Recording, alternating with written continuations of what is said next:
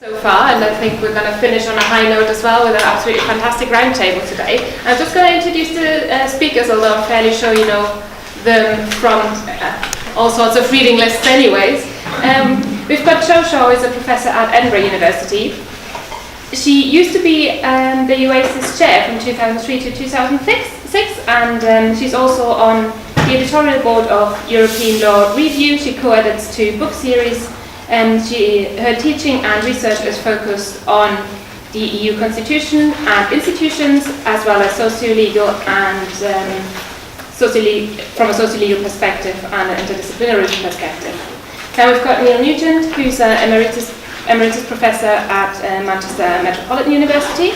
He started off his research on right-wing extremism and then moved on to West European integration. He's had many really well-known publications, and I'm sure you all recognise the name, from diverse EU modules. He's been involved in editing several journals such as Politics, and he has won the UACES Lifetime Achievement Award in 2013. And then we've got Professor Richard Whitman, who is Head of School of Politics and International Relations at Kent. He's also the Director of the Global Europe Centre and an ESRC Fellow on UK in a Changing Europe.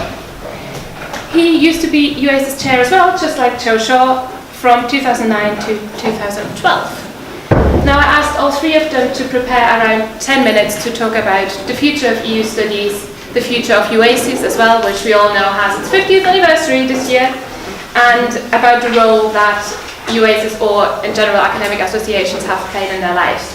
So should we just start with at the far end of the table with Joe, if that's all right? Yeah, that's great. I don't know whether you mentioned that I'm by disposition a legal scholar. Did you mention that or not? I might not have. No. Because I think that's quite relevant in my disposition towards UACES as opposed to other academic associations. I was the first lawyer to be the chair of UACES, and it was important to me to be in that position because I think it was a really interesting time to demonstrate that UACES can be both pluridisciplinary in the sense that it can be accepting of and help develop different disciplinary perspectives, different disciplinary dispositions towards European studies, so the politics of the EU, but also the law of European institutions, but also that UACES can be a laboratory within which interdisciplinary activities can be developed through the organisation itself, through the various activities that it funds, both for early career researchers and as well for more experienced researchers, or a mix of the two, and also through JCMS, the very important journal that it co-owns, as well as the Journal of Contemporary European Research, which UACES established around the time that I was on the committee of UACES, which has become a very established part of the ecosystem. So for me, as a political scientist once said to me in a querying voice at some presentation, "You're some sort of lawyer, aren't you?" Which I always thought was a great way to describe me as some sort of lawyer, in the sense that maybe I mainly wear my interdisciplinary clothing quite visibly, and therefore people don't always appreciate that when it comes to sort of legal texts and so on and so forth, I can be as I can be as nitpicking and uncompromising in my attachment to interpretive rules and so on and so forth as the next person. But for me, as a legal scholar who got established originally in the 1980s and 1990s, involvement in UACES became a very important part of the flourishing of my academic career as I became more senior towards the end of the 1990s and since the turn of the century, and more so than any of the available professional associations in the area of, that are rooted, if you will, in the area of law. So what is now called the Society of Legal Scholars rather put me off in my very first year of academic work as a lecturer many, many years ago by inviting me to bring my wife to to the annual conference. Members might like to bring their wives to the annual conference. This was in the 1980s, so I signed off by going a bit ballistic about that, and things have gone downhill in my relationship with what is now called the Society of Legal Scholars since then. That having been said, another interdisciplinary female law professor in Meldemar is currently the chair of SLS, and she's also doing something quite groundbreaking as well, in the sense of being the first Irish-based chair of UACES, because she's at the University of SLS. And she's been quite involved in UACES over the years as well, through the interdisciplinary work that she's done with Dermot Hodson on the Eurozone ever since the One Europe and Several programme led by Helen Wallace back in the 1990s.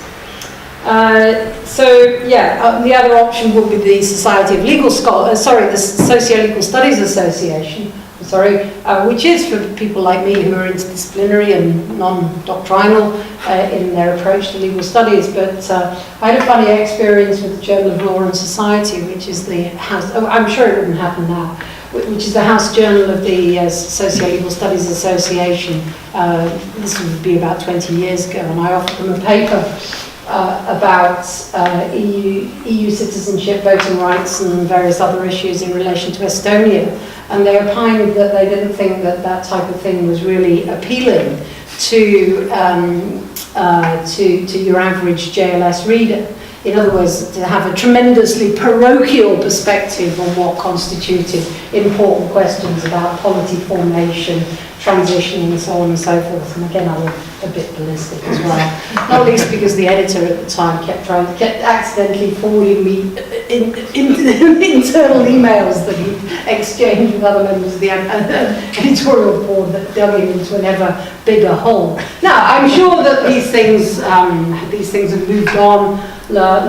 Legal studies associations are by no means as parochial as they were in various different ways. But UACES represented to me a good home, a place where I could develop my particular perspective on studying law in its wider institutional and political context, and also hopefully make a bit of a mark through my role as chair. But that's many, many years ago now. I think the association has grown much greater and more exciting since then. Now, there were a couple of forward-looking questions for us to inquire. How long have I rambled on for? About 5 minutes? 5 minutes, yeah. 6 minutes. Yeah, okay. So I will keep myself to the European law. Is somehow going to be less relevant in the UK context because of what's happening with Brexit. Clearly, that's absolutely incorrect. In the short term, I don't think that our services to understand the processes that are happening at the moment have ever been under such demand as they are at the moment, and I can't see that radically changing. The UK, much though some others might want this to happen, is not going to disappear into some hermetically sealed box where EU law or some specialised version of EEA law, perhaps more likely, or various transnational associations and the politics thereof are not going to remain intensely important for the future. Not least of which, not least of course, we continue to need to understand what's happening further our borders. The extraordinary claims from certain people who promoted vote leave in last year's referendum that the next best thing is that Ireland should leave the European Union in order to accompany Britain into this wasteland in which we become the worst performing major economy, is another example, I think, of how whatever we have to say has never been of greater relevance than it is today. And I've certainly never had so many calls from journalists, and I'm sure that's the case as well for Neill and Richard and others around this room in the last few months, in the last couple of years. But that doesn't mean to say that there aren't going to be challenges and pitfalls. I mean, one may be if we withdraw formally from the EU and we're not participating in the framework programs, or we're not participating in the Jean Monnet program, or we're not our own, the UK-based research councils cease to collaborate within the various frameworks that they have at the moment, whereby there are some limited opportunities to get a programme of work which is funded partly by the ESRC, partly by various other national funding bodies like the NWO in the Netherlands or the German, the DFG in Germany and so on. Those sorts of options might be undermined, although it seems to me that we may be moving in a direction at the moment, just right now, where that those differences between the inside and the outside might get fudged in areas where there is clear world-class UK activity that needs to be protected. But in the area of collaboration, we might find that in our own institutions we're pushing at an open door to a greater extent than was the case before. A few universities have adopted the imprimatur from quite some time ago that Kent has got about being Britain's European university. But I've certainly found in my own institution that there's a greater interest in collaborating with European countries, which now we can't just necessarily take it all for granted. We need to build those collaborations, especially with like-minded internationally oriented universities.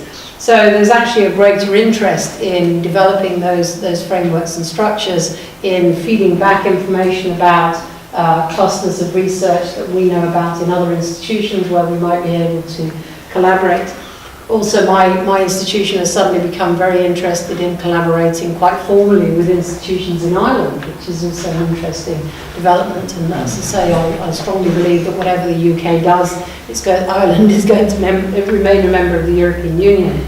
So as certain opportunities may be challenged, if I might say so, in the next few years, there may be other options within our own institutions where more interest, more specific focus on Europe is needed, and people continue to realise that actually there's a massive knowledge gap and capacity gap that European studies scholars, politics, law, sociology, geography, whatever, are well placed to fill. Thank you very much. Can we move on to you? Sure, yeah. Well, in terms of the big picture, of course, we don't know what's going to happen. We're invited to talk about the future of the European Union studies, but of course that is linked, but not, I think, inextricably linked to what happens with the Brexit negotiations. I absolutely agree with Joe that just as a function of simply geography and economy, they're going to be inextricably linked with the EU. I'm not here to sort of make predictions of what's going to happen, but I would assume that I want to get rid of some of the former rhetoric and some of the highly symbolic aspects of EU membership, but in very many respects things will continue. It seems to me much the same. It will be out of decision making and so on, but things will continue much as before. And certainly the sort of constraints which we currently, so-called constraints, which we are currently subject, some of them might be seen to be removed, but in practice we will of course continue to not just trade with Europe, but participate in many EU policies and activities. And that's the case even if there is a catastrophic breakdown in the EU negotiations, which of course are not to be ruled out. It's certainly not to be ruled out. But even if that is the case, EU-UK relations will continue inextricably to be very, very close. And I think that heralds well, I know that this is something that some of you would be concerned about, I think that heralds well for the future in terms of EU studies. EU studies isn't going to go away. It's not going to go away. After all, just about every, not least because just about every university in this country in terms of politics department teaches a course on US politics. We're not members of the US. because it's important, it continues to feature prominently on the agenda. And so I think the absence, at least what seems to me, the absence of a threat to EU study. I mean, there might be shifts on the margins, I probably recognise that, but the absence of a threat is likely to be seen in continued interest and high level of concern with regard to different aspects of academic life, in terms of research, in terms of publications, and in terms of teaching. Now, I thought that we sort of agreed to do a sort of division of labour, John's been talking about primarily the legal aspect. I thought it might be useful if I talked to you a little bit about publications, because this is something which many of you will, some of you might be getting actually near to thinking seriously about, or at least virtually all of you, we want to think about further down the line. And I just want to talk about it because I co-edit two major series of books. I just thought it might be useful if I talk to you a little bit about it from the inside, about how it looks to us. Well, basically, they're both published by Polgrave, or actually Singers, but now they've been taken over by Singers, so that's what we're going to call them now. One of the series is made up, in a sense, well, basically high-level texts. That's called the European Union series, and the other is made up, and this would be of more interest to you, probably in the short term anyway, of research monographs, although actually quite a lot of them are edited. And we've got there's currently been about 40 books, I think about 40 books published in the EU series, and about 80 books published in the monograph series. We are not anticipating that sort of number, and I assume this would be replicated in other publishing houses. We are not expecting that number to decline. And there's a number of reasons for that, not least the fact that actually most of our books are not sold in the UK. Most books are actually sold on the continent of Europe, some sales in the US, but the UK market is actually not our prime market.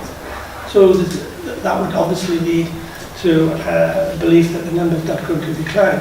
And also, I'm not going to the details of this, but the way that publishing houses now make their money has become much, much more complicated. I used to get a fairly simple balance sheet in terms of the number of books which had been sold. It's much more, trying to make my way through that balance sheet. Now it's impossible, because basically the vast majority of sales are sales of which are individual sales, because obviously libraries buy the series for the rest of it. But they're actually sales of chapters. Any e-book, and of course you tend not to publish texts as e-book. I mean, publishers have got some sort of sense so that to protect themselves, generally speaking, and not publishing texts as e-books, because they want people to buy the book. But monographs are much, much more flexible. Most monographs now are e-books, and they actually work out the vast majority of the sales in terms of chapters. Forward in the amount of academic, in terms of academic publishing. Of course, the literature will continue to develop in reflection of changes in the nature of the subject material. For example, in terms of, one very important topic in recent years has been differentiation, as the EU increasingly does not move 28 abreast. Incidentally, if I was looking for the future, just through the side thing, I think it's going to be huge. I mean, we're actually already seeing, in Palgrave, we're already seeing a considerable development in, obviously, Brexit-related publications. And we're keen, this relates to what I was talking about just a moment or two ago, about the way publishing is moving so fast. We in Palgrave publish a fast production series of books that are called Pivots, which would turn around, and this is very fast in publishing terms, would turn around from acceptance of the final manuscript to actually coming out in about 3 months. And these books tend to be used primarily to reflect fast-moving subject areas where publishers and readers want things to come out as quickly as possible. And that's just another instance of the way the publishing world is very fast. You've really got to keep abreast of it. I suspect also, because things are so uncertain, and because the Commission keeps producing you probably know that in recent months the Commission has produced, I think, 5 or 6 reflection papers on major issues, on EMU and defence and so on, all coming out of the white paper which was produced way back. And we are actually already beginning to publish some pivots in these areas. In other words, these much more faster and shorter books. Generally speaking, publishers go for books of about 80,000 words. Well, these pivots, they're properly produced, they're hardcovers and all the rest of it, but they usually about 30 to 40,000 words. So you need to keep an eye on this. I think also, and perhaps this is moving away slightly from the topic of the future, but perhaps since I'm talking about publishing, it might be worth a while, just since the vast majority are going to be thinking about publishing in the near future, I might just give a few pieces of sort of practical advice, especially if you're thinking about what to do with your PhD. Presumably most of you are going to get it published in one form or another. Well, I'm sure you'll get good advice from your tutors, the old business about, well, do I go for 3 journal articles? Just a bit more, do I go for a book? I'm a bit greedy and try to get both. You've got to be very careful. If you're too greedy, you will certainly get rejections. Most publishers are looking to have at least no more than about 30% of the book to be genuinely new. In other words, if you've already published about 3 or 4 articles, then you're trying to sort of double dip. That's probably going to be counterproductive. It's not going to work. You also need to be very careful about when you're submitting when you're making your first approach to publishers. The first approach is the most important approach, because all sorts of things can result in you just getting a straightforward rejection at that point. Not because of the quality of your work, which may be excellent, but because of the way in which you've approached. We get, Paul Dave, I should have thought of this in advance, I'm not sure exactly how many, but we get a significant number of basically letters where people in effect are saying, would you like to publish a PhD? Well, the answer is no, we would not like to publish the PhD.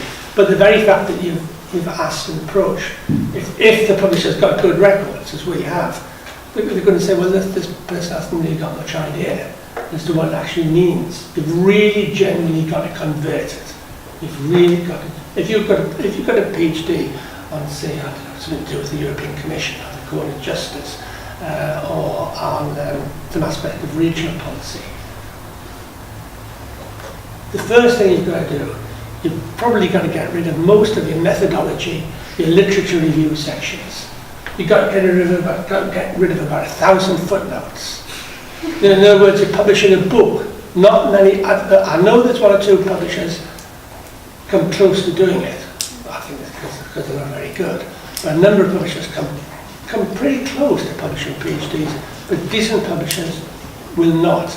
They'll want to see you having genuinely converted, which is not a simple process. It's not just a matter of having a quick read through and putting a few deletions in. You've got to do a substantial amount of rewriting. There's got to be, for example, a book has got to have a proper introduction. It's got to have a proper introduction, which is unlike the sort of introduction that you've done for your PhD, where you've set out hypothesis and all the rest of it. Now, you might be able to work that in. I'm not saying that the published books are of lower quality and that's sort of scraping the barrel. I'm not quite. It's about finding a balance. But you've really got to work hard. And I think, given the number and the increasing number, because I know the pressure of publication, the increasing number of submissions we get from students who come pretty close to saying, please publish my PhD. Don't follow it, work on it. Because, we're picking this up, the first approach is often the only approach you're going to get. You've got to get it right. And that normally means, well, obviously following the instruction, because individual publishers have got slightly different guidelines, but they're broadly the same. Follow the sort of advice you get in terms of making submissions. Include a couple of sample chapters, because it's probably going to go out, almost certainly, in fact, it's going to go out to external readers. You've got to not rush it. You've really not got to rush that. Okay, well, okay, I'm just about taking the time, perhaps I'll leave it at that. Anybody got any questions? Our third roundtable speaker, Richard Whitman. Thank you very much for the invitation. Also, thank you for the questions. Actually, they're really great questions, and they got me thinking a lot about myself, which is a bit self-indulgent, I know. But So the first question that was posed to me was the role of academic associations in your career, and I was really stumped by that question because I don't think I've ever really thought about myself having a career. It seems to have been a whole series of accidents, either being in the right or the wrong place at any particular moment in time. But what I can say with absolute confidence is that academic associations have been absolutely central to what I've done and the way that I've operated. I think really in two main senses. One is sort of facilitating meetings with other scholars, and for me it's a highly attractive aspect of what we do.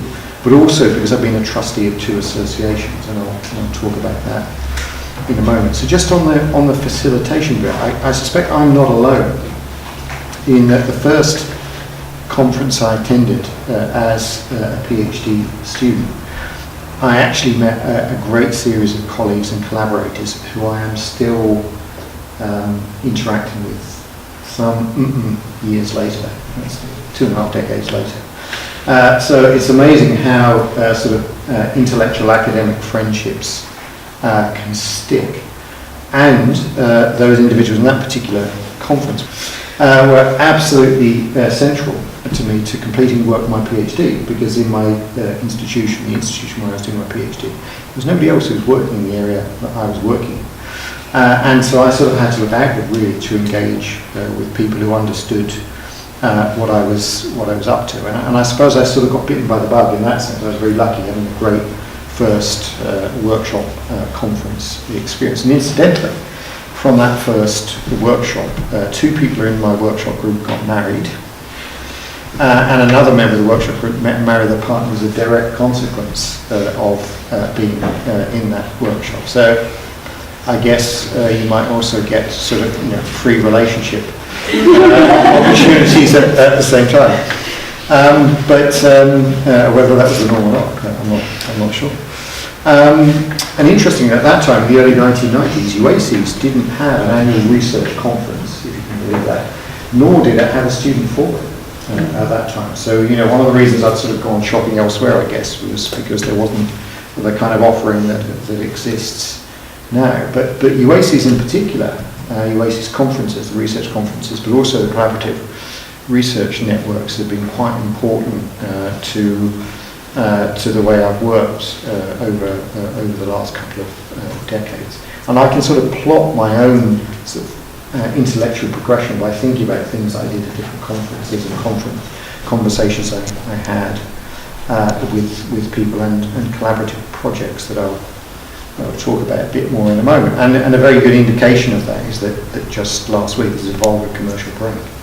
An edited book I was involved with, the foreign policies of EU member states, came out, and that wouldn't have happened if it hadn't been UACES collaborative research network. So the relatively small amount of money that existed to do that, and the idea behind it, and indeed the first edition of that book was produced at the turn of the century, wouldn't have happened if there hadn't been the UACES workshop. I remember paying £500 to run the first workshop, and one of the distinguished academics who came and travelled to the workshop on a first-class ticket from the Midlands, I nearly cried when he turned up, because that was half of our workshop budget. It was blown unexpectedly. I'm happy to share his name.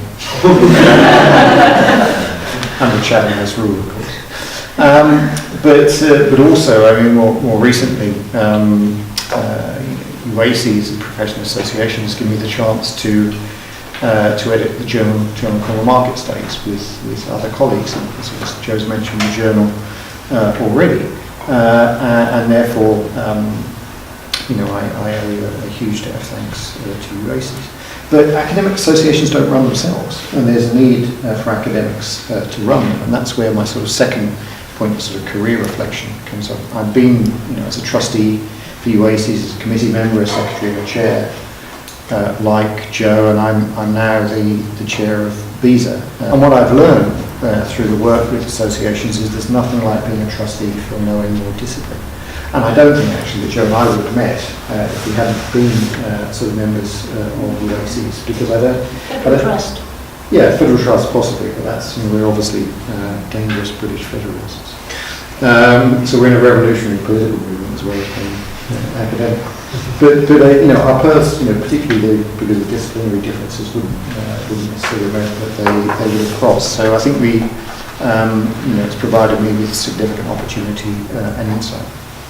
Second question I was asked: what are my thoughts on the future of discipline, on the future of UACES? I'm like the previous intervention. I mean, I'm pretty optimistic about the future of European integration or European integration / disintegration studies.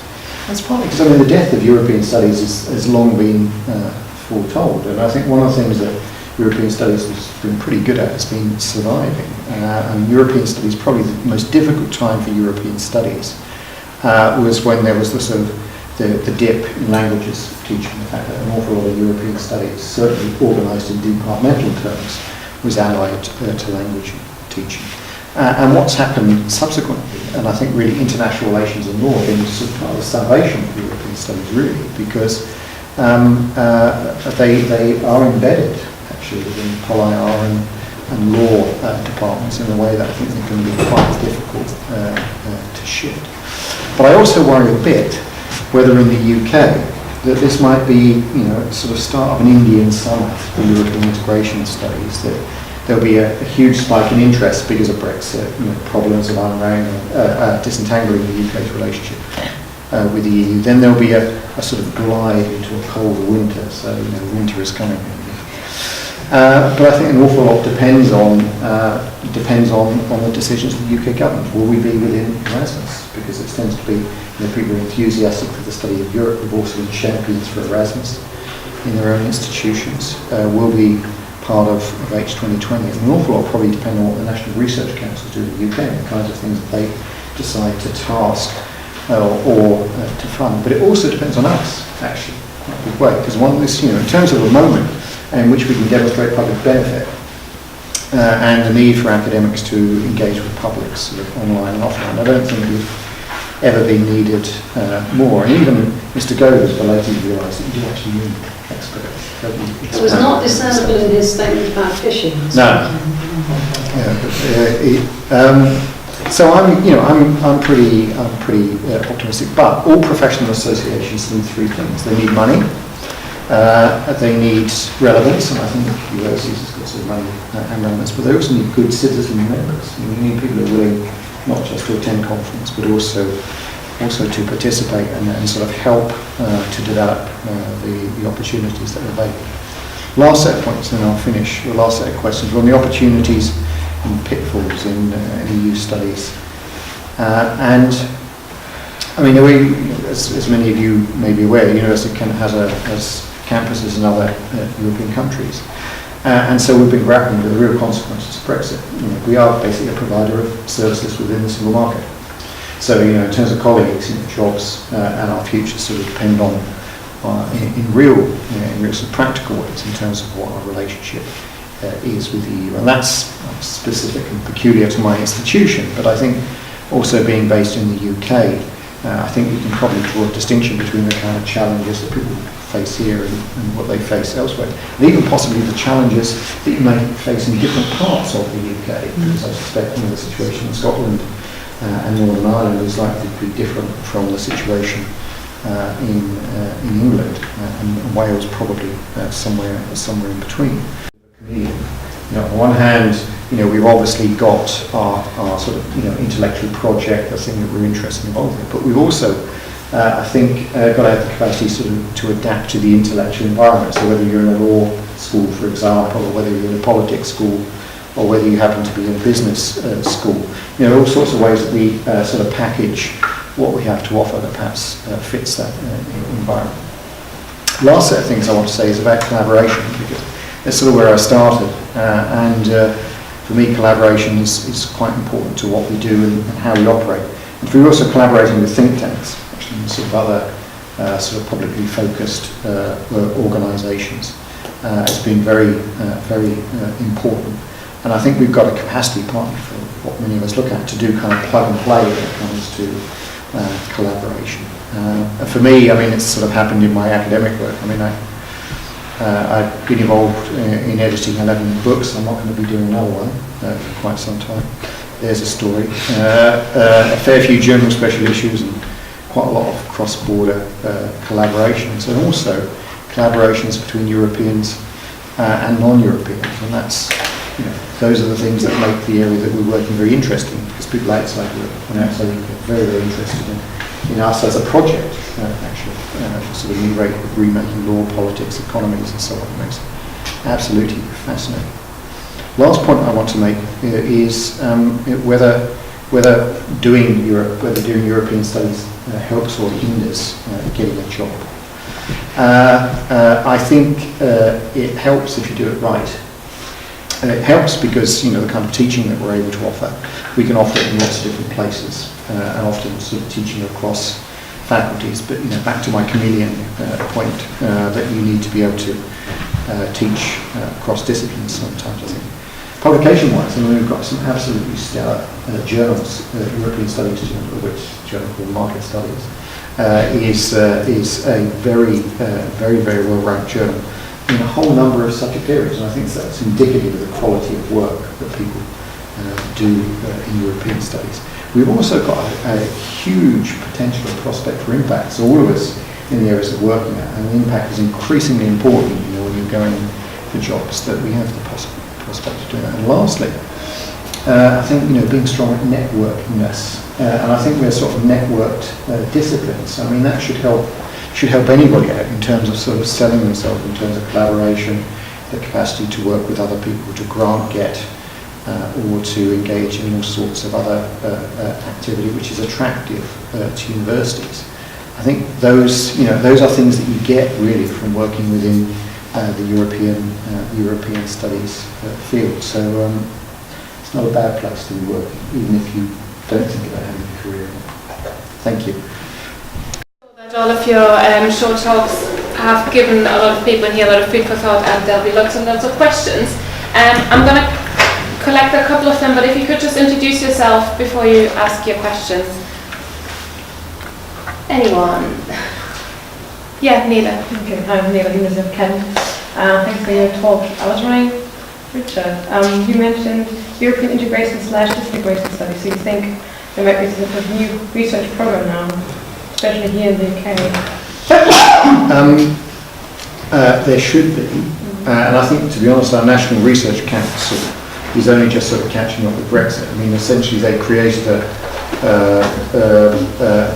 strand of activity, UK and Changing Europe, which was intended really as sort of public engagement during the period of the referendum, and now it's sort of morphed into continuing to do public engagement. But the Research Council hasn't really yet come up with anything like the money, the resources, and I think the sort of the intellectual infrastructure to really support the kind of research that's probably needed by people. It's partly because their budgeting cycle and so on, but I think it's also partly because they've been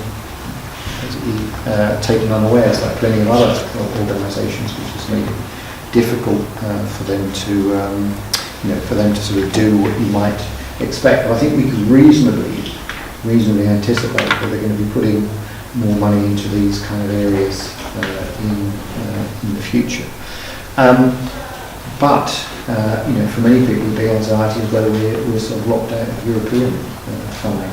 I did reviewing of H2020 applications recently, and without sort of betraying any confidence. So there were certainly, anecdotally, there are a lot less British institutions involved. Nobody leading in the stuff they looked at. But certainly as part, and it's clearly there's been a bit of recalibration on the part of people who are putting in for that kind of funding. So my worry, in a way, is that we'll have a sort of a situation in which we need a lot more heavy lifting on the research side to help us explain and understand Brexit, post-Brexit for the UK. But the Research Council perhaps won't come on stream fast enough. And we are in a way starting to lose the sort of capacity to be engaged with H2020 type activity. So that's where my anxiety probably is in terms of the money thing.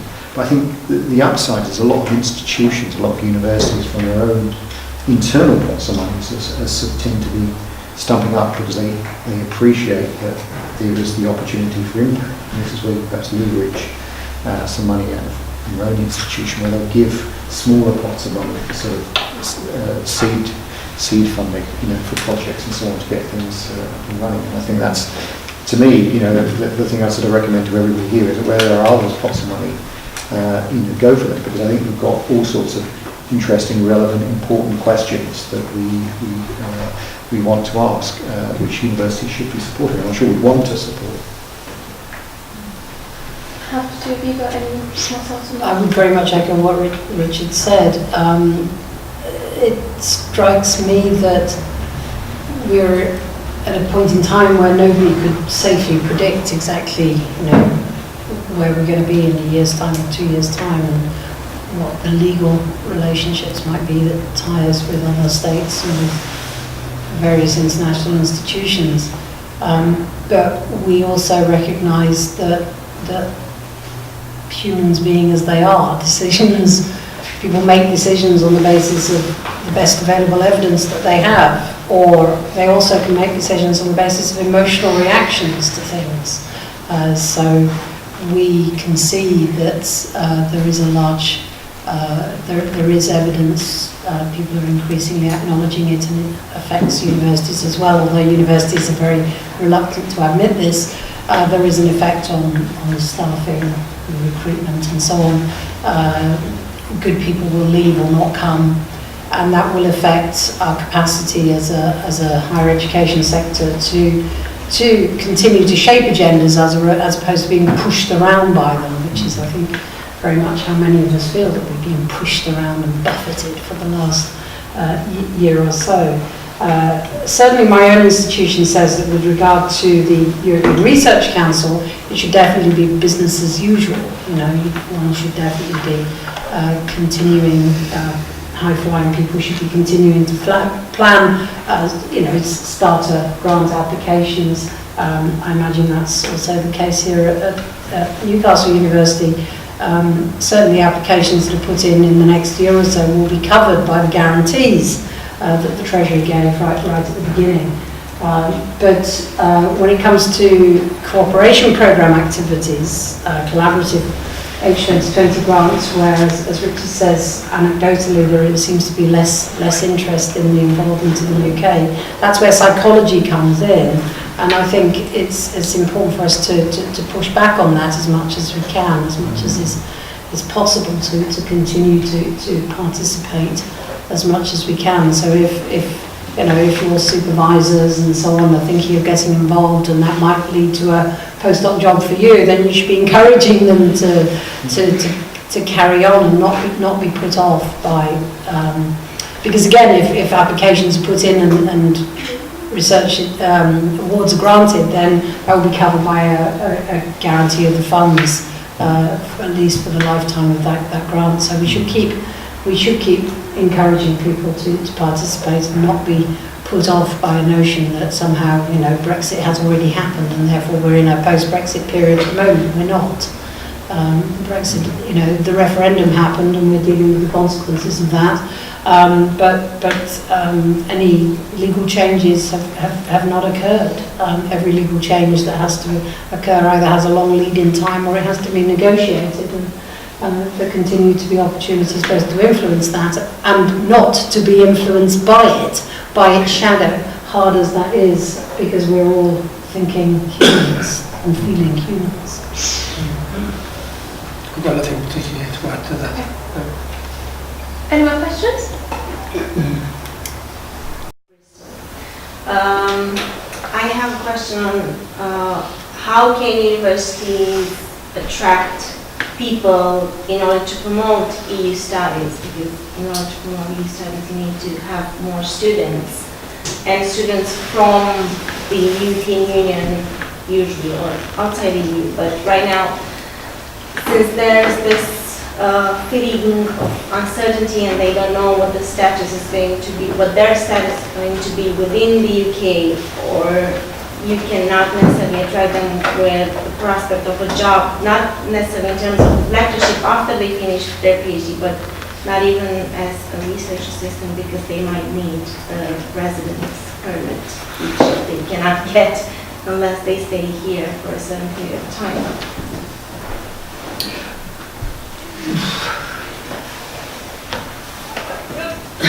If I were to predict, and this is a very dangerous thing to do, I suspect that universities will carve out some space for themselves in terms of employment practices for EU 27 citizens at some point. But again, as I say, the shadow will cast itself. People will think, well, that's not going to be possible, so I won't do it. I absolutely would continue to encourage people to come to the UK to study, because I think our universities still offer an amazingly good offer in terms of, teaching is high quality in many places. There's always patches of problems, but in many contexts teaching is incredibly good. Many world-class supervisors for master's dissertations and PhD dissertations, so people shouldn't be put off by that, and universities do and will provide support to their EU citizen staff. So certainly my institution has stepped in and provided consultations and access to advice. They're appointing people who can provide input into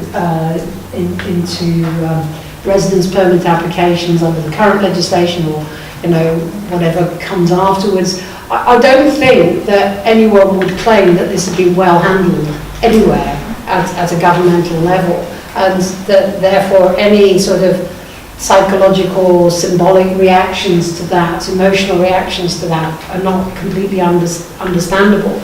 But in terms of, for example, how we decided in Edinburgh we were going to sit down and try to make sure that our Masters in LLM in European Union law was not going to suffer.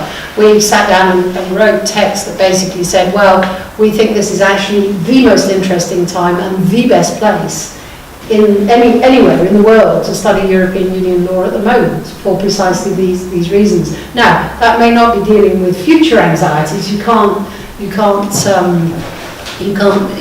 sort of legislate for that, but it can at least give people a perspective of, well, this will be the year of your application, and then thereafter there may well be interesting things. We've often had a history of engaging in a longer term with our LLM graduates as well. In fact, in the end, partly as well because we persuaded our colleagues in the law school to invest in some scholarship money, we had a very good response in terms of saying, we're not going to let the LLM in European law die. Precisely at this moment, precisely in Edinburgh, you can do really good things. We can offer you a collateral program of activities that take you close to decision makers. There's Anthony's directly involved in this, a new think tank that's been established, the Scottish Council for European Relations, and we can offer you all of these things. We're a capital city within the UK.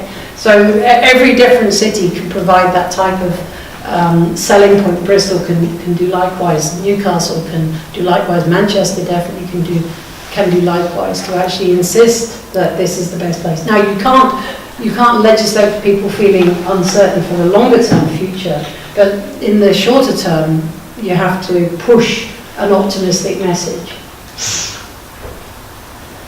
Maybe two observations. I mean, for me, the two important questions are money and portability. Money is the access of for students of funding for studies, and actually where you're seeing problem for UK universities at the moment isn't at the undergraduate level as a consequence of Brexit. It's actually at the master's level as a consequence of the 9K fee. But a lot of master's programs now start to struggle because just that. As far as we can work at my own institution, essentially parents are making a trade-off. Whether they fund their children to do a master's degree if they're UK nationals, or whether they fund to support them for buying a house. to be honest. But that's maybe specific to UK students. But I think access to student funding to allow you to come and study in the UK is going to be, for me, the key determinant as to whether, a key determinant whether people come. But also the second is the issue of portability of qualifications.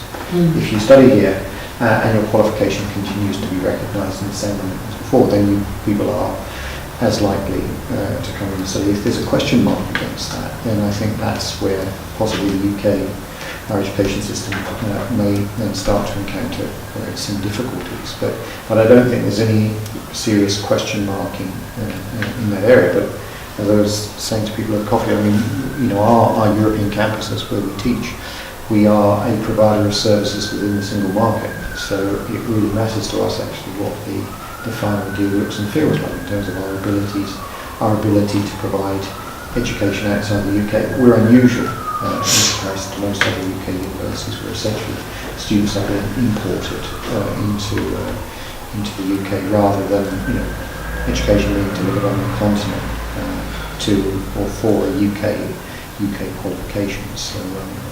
So we may be successful in terms of our offering, or we may be unsuccessful. But most of the students that we attract in Brussels are not UK nationals, and actually, for the most part, are US and continental European students who basically have a UK degree, because it's true, so UK qualifications are still thought to be agreeable. But also, we try and replicate the UK experience in terms of TLC and attention to detail, and that's one of the ways in which we sort of offer a difference from perhaps some other universities where you go and study in Brussels. I was just going to say that, yes, there might be certain technical aspects to this, but I think there is a favourable aspect to it, and that is this is perhaps the area where the mood music is most optimistic, where nobody's looking to really create problems, where everybody's looking from the outset, before you even start discussing in detail, where they want to find a solution, for all sorts of political reasons, not least the accusation, of course, being made that individual citizens might as well be held to ransom or might have to suffer. But in terms of in other words, I think discussions in this area, perhaps more than any other area, are taking place in a context where everybody's going to be looking for solutions. I've actually got a question. Scholars starting out in EU studies, will we have to adapt our teaching greatly in order to keep the discipline going, to keep the interest up in the UK and maybe among UK students? Well, I hope you would. It's a good question. I think it's a very good question because you said earlier that there's going to continue to be the need to teach EU studies, and I sort of reflected over the last little while, possibly in the situation of my colleagues who taught US politics for quite some while, where they're being sort of resident outside the country, of the entity that they're studying, and sort of being the US and the UK may feel a bit peculiar in the future. But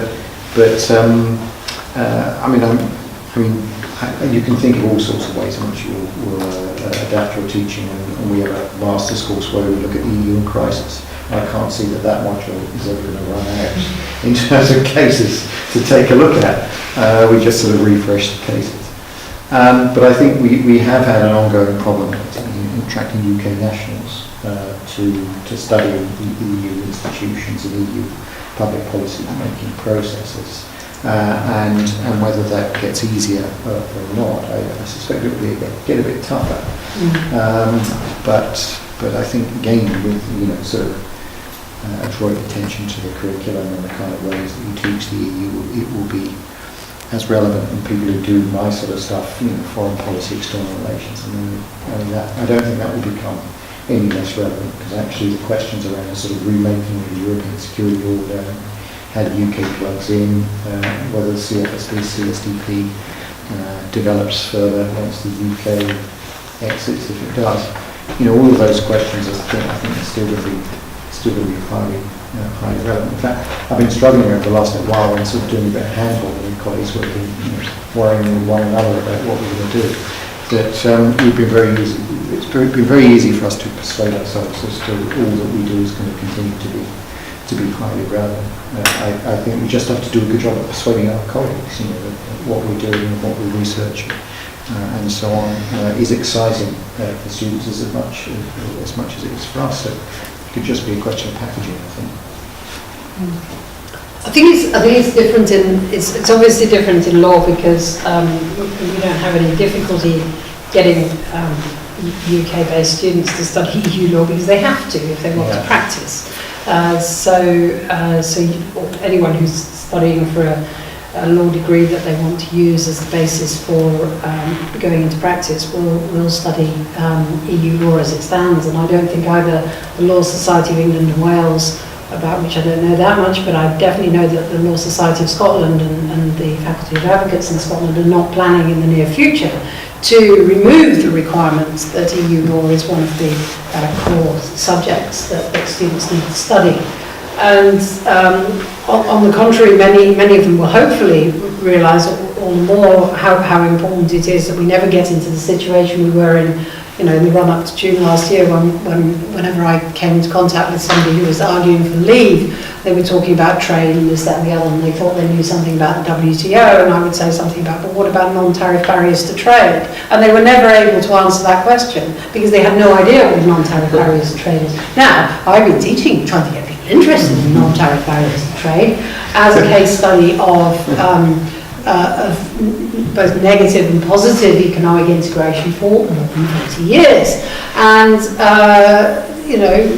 now finally people realise that if you suddenly have to take an interest in how that CE mark got there on the product that you have in your hand, then non-tariff barriers to trade are the most important things, and that it doesn't only apply to goods, but it also applies in particular to services, which are hugely regulated on a cross-border basis.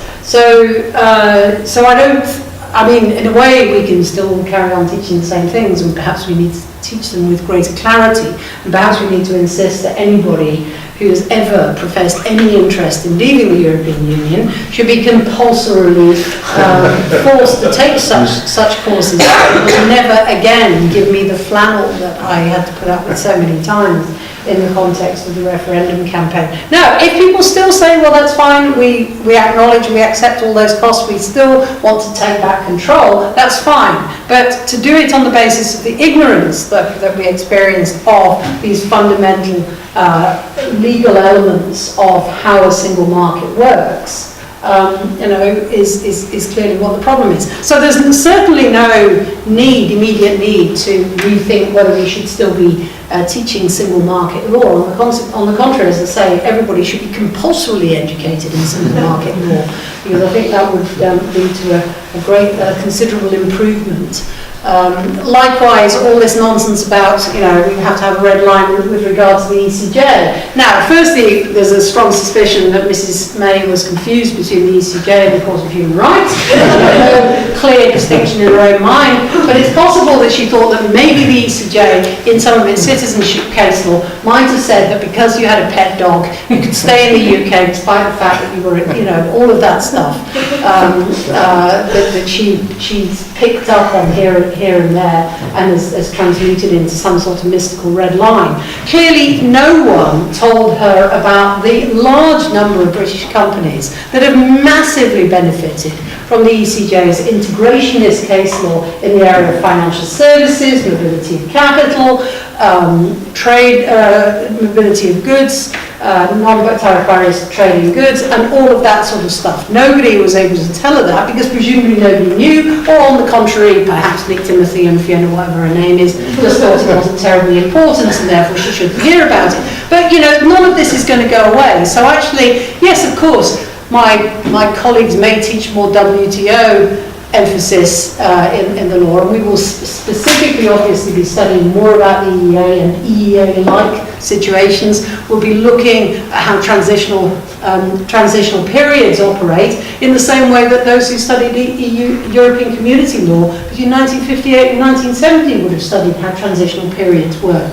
That would have been an important aspect of the study then. But I don't see that we actually need to change necessarily the fundamental precepts. No, and if we're going to, sort of following on from that, if in effect we are going to become sort of 27th and a half member state, which I mean, pretty good way of putting it, but it's not unrealistic, given what the government is publicly asking for, actually understanding this organisation with whom we do trade. And if you add on the organisations with the EU, it's got 6, and it's not, people keep coming out with this figure, well, 45% of our trade is with the EU, but actually it's really 61%, because if you add on all the free trade areas, which the EU has got, it's not going to become less important, it's going to become more important. Now we might have to deal with it in slightly different ways, as a sort of then. I'm not sure we're going to be fully there. We're not going to be dealing fully with them. And of course the debate about membership, I suspect, if anything, it's going to become even fiercer once the reality kicks in, because as Joe said, keep people talking now about the effect of Brexit, as if Brexit has already happened. Of course it hasn't even remotely happened. And it seems to me that once Brexit actually does happen and the realities kick in, the debate is, if anything, likely to become even fiercer.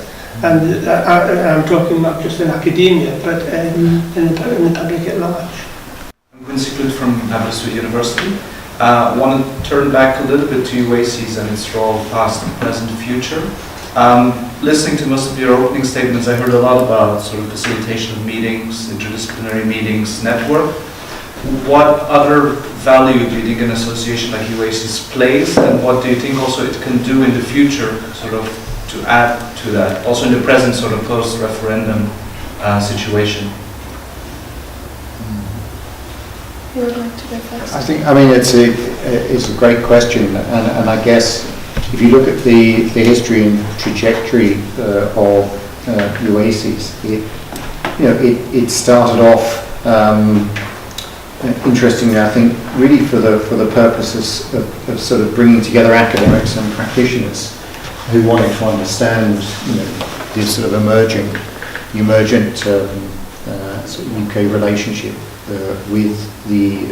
And interestingly, certainly when I joined UACES, there was no annual research conference, and the conference used to take place in the winter. And it was a sort of blend of academic and practitioner speakers, in the way you'd have all plenary sessions. All plenary sessions, and you'd have sort of panels of academics and practitioners, and certainly I was there kind of furiously taking notes from the practitioners for stuff to feed into my lectures. This is pre-internet, there were sort of all these people whose works I'd read, so it was also a certain amount of kind of gawping on my part at the great and the good. And I guess the thing that happened across time is that it's in some ways reflected the way that the study of Europe has changed, which has become more sort of disciplinary-like. And now, as far as I can see, because I'm not involved in the association's operation on a day-to-day basis, it's been incredibly successful in basically becoming the sort of premier European studies association in Europe, as opposed to just in the UK, and that's a really big transformation. And certainly the last time I looked at the membership figures, there are as many non-UK based as UK based academics. So I think the majority of the members were non-UK nationals, just by virtue of a number of non-UK EU nationals who are working in the UK. I might be wrong, but I suspect that hasn't changed a lot. So, I suppose the toughest thing is really the kind of the competition for space and voice, because an awful lot of people now are piling into discussions about the EU, and some of whom have some things to say which have a relationship to reality, and an awful lot of people who are sort of saying things partly because they're jumping on the bandwagon, but also they appear not to have a clue. And so I think the sort of struggle in a way is to try and create a platform, a way of engaging that says, this is, we've got stuff to say, we've got a fantastic collection of people who are experts, and therefore, you're sort of engaging with people who do know what they're talking about. But how you do that when you are relatively under-resourced, because academic associations don't turn a massive profit. They basically, as charities, they are run for the benefit of their members, not to make a lot of money. And certainly the last little while, I've been invited to participate in all sorts of courses and things that are flying out to civil servants, which are charging huge fees to our civil servants and others for stuff. And you look at the programme and you think, I know people who could do that far, far better. And give a better experience for the people involved. But so how you go from people who are expert at doing that kind of stuff to knowing that you've got a group of experts and in some way bring those things together, I'm not really sure. But there's probably some kind of space in there. I think the big challenge in terms of serving the members over the next few years is going to be sort of balancing the needs of the UK-based members and the non-UK members, because you're going to have people in quite different situations and different anxieties and so on, and even quite different research agendas. I think about my own work the last little while has been almost entirely focused on how you might detach the UK from CFSP, CSDP. But of course, my colleagues of the continent are thinking, what does it mean to have strategic autonomy, or what does it mean for the Commission starting to use part of the community budget for spending on defence, in effect, defence procurement? We've got quite different things going on, I think, and so I think how all that hangs together, I think it's probably going to be one of the first order challenges. So it's a bit rambling because I haven't had the job of writing the UACES business plan or strategic plan for the next years, thank goodness. And if you just look at European international studies, international relations to compare, that's it's a quite different situation. There are competitor associations, for example, the EISA and so on, which there are in the European studies area. There's very strong brand, great deal of loyalty and so on, which is quite a different setup maybe from some other disciplines. Yes, I would just, probably a new point, it's just to emphasise the importance of the point you've already made. And that seems to me for people at your stage career, where you're approaching, most of you are approaching the stage where you're going to be looking for, in many cases, academic jobs. You just cannot underestimate the importance of networking. The vast majority are working in a specific area, but there's nobody else at your institution, in all probability, working in that area. The only way you meet is to start networking, and networking is crucially important for these organisations. And I like Richard, I've edited in my time a number of books. Now I've been in a number of books which have been edited by others. And by and large, you ask people, or you are asked, because people know of you. They've seen you perhaps give a decent paper at a conference and so, well, they could do a job. But you've got to get your name out there. You've got to be a little bit pushy, I think. And you've certainly got to present papers, make a good job of them, not just write them on the train on the way down. Like us. Well, no. Speak for yourself.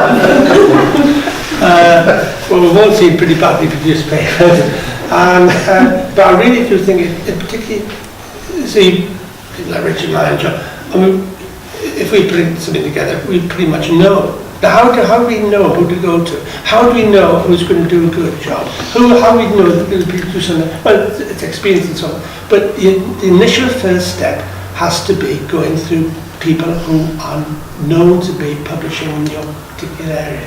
And if you want something to ring up and you want just a piece of advice, and informal advice, who do you go to? Well, that's the crucial part of how you get to know, it seems to me, that network. So, yes, you can look at it, but function to organise. But I actually think the networking one is absolutely central, and I would say especially for people like for young researchers who are just trying to get their first steps on the ladder. I have nothing further to add. I will just be repeating. One more. I think you already touched a little bit on it, but could each of you just give like one top tip for PhD researchers to really start their careers? What do we have to do to not make a fool of ourselves?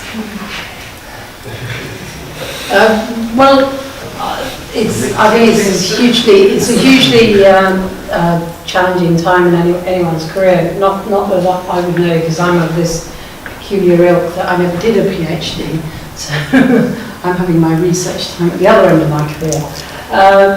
And I read it up as I went along up to now, so who am I to say? But we just advertised for an early career fellow in EU law, which was made possible because of a fellowship that I've won. And what really made it exceptional was how many of the early career scholars who applied, and there were very many, had already got publications. And realistically, even those who were still finishing their PhDs, in order to get onto the shortlist, needed publications. So publishing a small number of things, it doesn't have to be lots of things, but one well-placed journal article and maybe a blog on something, and maybe being active on social media would be the sorts of thing that would distinguish you from the other candidates, and there were many. So those are the sorts of things to think about, doing that without compromising finishing your PhD, of course. And I know it's very easy to say and much less easy to do yourself. I suppose I'll ask to give one piece of advice. My goodness, isn't this statement bleeding obvious? But my goodness, so many people fall. Get it finished, and get it finished on the basis of it's good enough. There's always another 10 articles you can read. Or there's always another 5 interviews you can do. But there comes a point, assuming you've got a good relationship with your supervisor, where your supervisor is going to in effect say, at least should be saying, it's good enough, and then proceed to submit. Okay, I'm sorry, I know that sounds so obvious, but my goodness, the number of times I've seen students just keep on going, oh no, just got to get that finished, and so, no.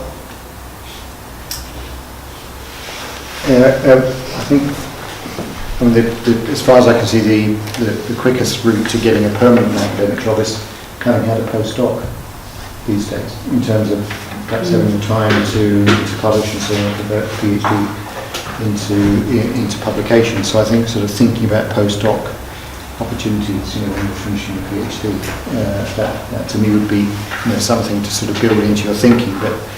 But having just shortlisted for 3 jobs. And read an awful lot of applications. It is surprising to me how many people write poor applications, and by that I mean that making it very difficult for the shortlisters to actually pick out the stuff they need to know, which is shortlisting. I don't think this is a secret. If you get 100+ applications for a job, you have to go through a very, very brutal first cut of those applicants, which means that most people are going to turn straight to the pubs, probably look for, have you finished your PhD? Look at the pubs, and then perhaps start to look at the other stuff. But a lot of applications are very difficult to navigate. A lot of the covering letters are very poor in terms of highlighting the strengths of candidature. A particular sort of bugbear of mine is when somebody sends lots and lots of supporting material, but doesn't actually sort of do the main bit properly in terms of the covering letter. And quite a lot of the time, important information is missing. I mean, I sometimes struggle, for example, whether somebody's finished their PhD or not, or whether usually means haven't. It usually does. But also in terms of publications, where people will often present lots of things they've written, not necessarily lots of things are published. And again, it's much better to have the one thing that's absolutely published, people can see it's there, than lots of things. It's not about volume, to because Joe's but it's about quality.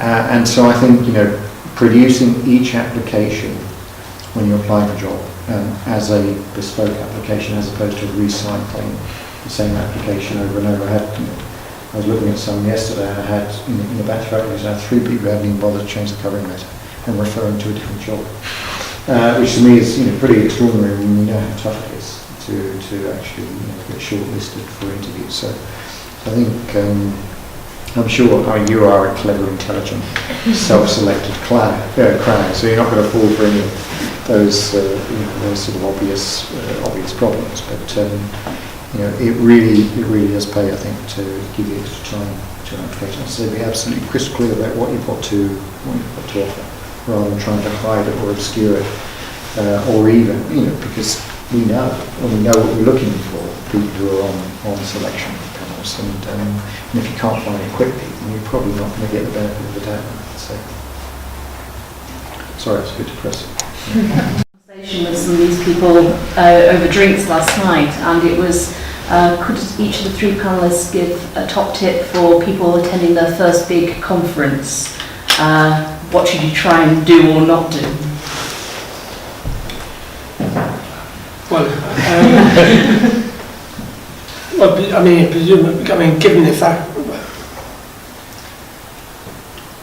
the most intimidating experience I've had at a conference was when it wasn't the first conference, but it was a long time ago, and I was fairly young, and I was put onto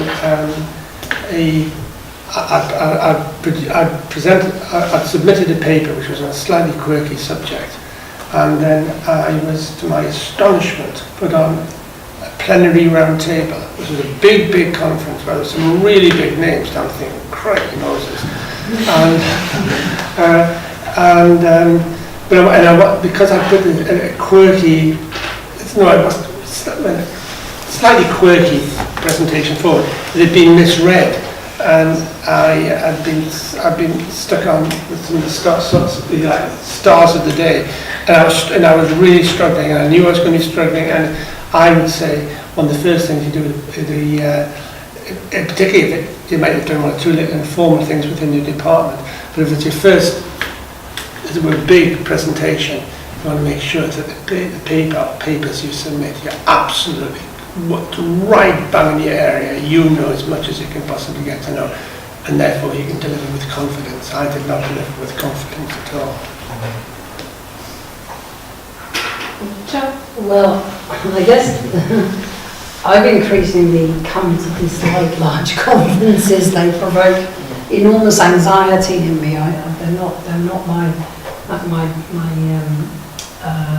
not really my cup of tea at all, and I increasingly therefore don't participate in them because they make me feel anxious. So firstly, I don't think that you should force yourself to go into any environment that you don't feel comfortable in.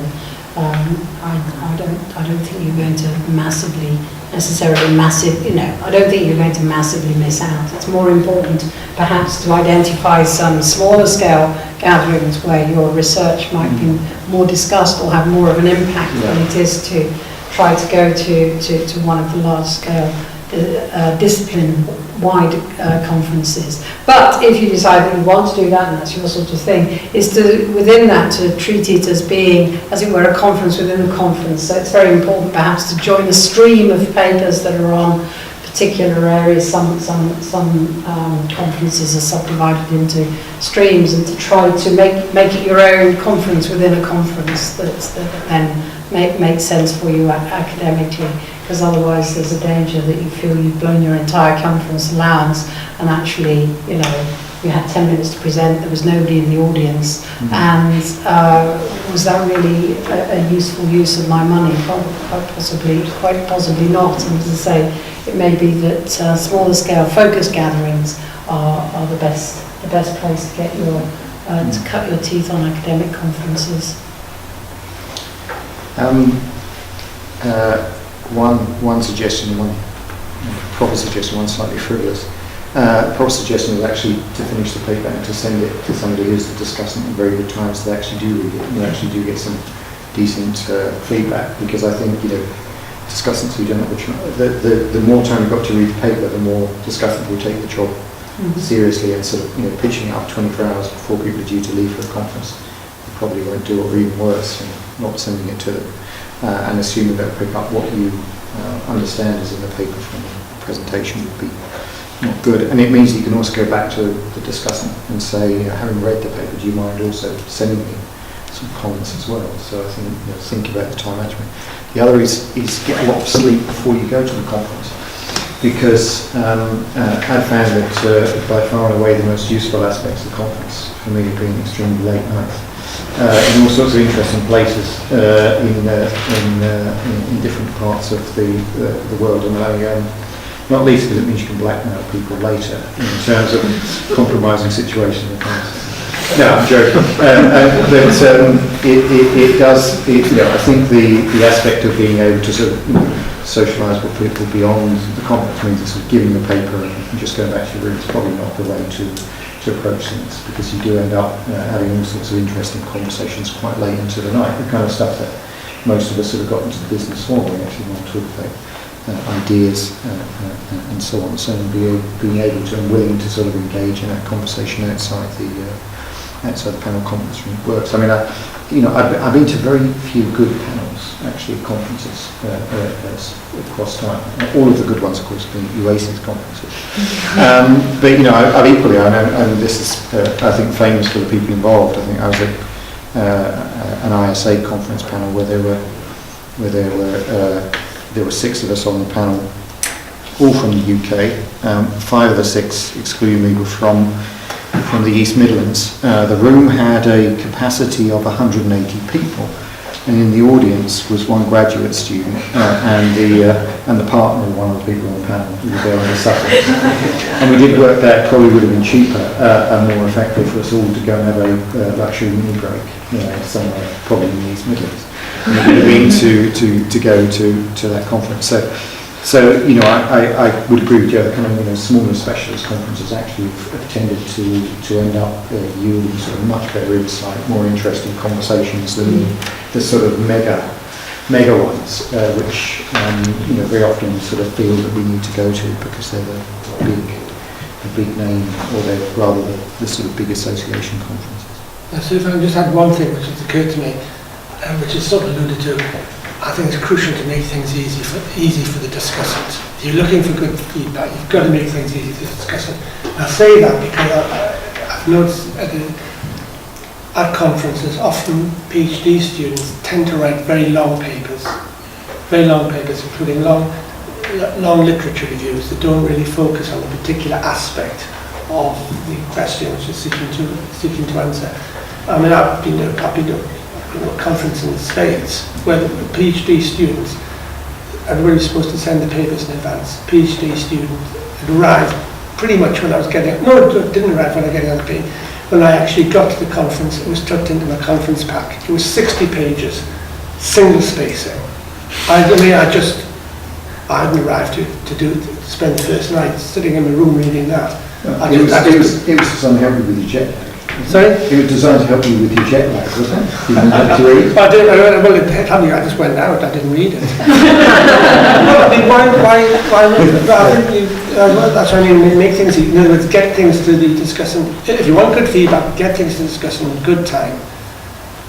Keep to the word limit, it's usually a word limit of 7,000 to 8,000 words.